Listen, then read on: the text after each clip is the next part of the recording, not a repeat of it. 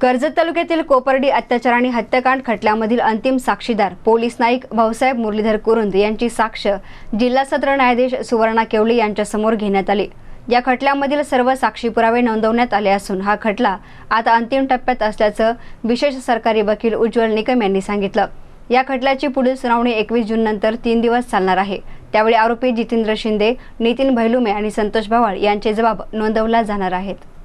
बहुचर्चित कोपर्डी येथील बलात्कार व हत्या प्रकरणात सरकारी पक्षातर्फे एकूण 31 साक्षीदार तपासण्यात येऊन आज अधिकृतरित्या सरकारी पक्षातर्फे पुरावा संपलेला आहे असं न्यायालयात आम्ही आज जाहीर केलेलं आहे आणि साधारणतः एकूण 5 महिन्यामध्ये या खटल्याचं काम जलद गतीने चालून संपवण्यात आलेलं आहे। यापुढचा टप्पा म्हणजे आरोपींचे जबाब 20, 21, 22 जूनला घेतले जातील आणि त्यानंतर युक्तिवादास त्वरित प्रारंभ होईल।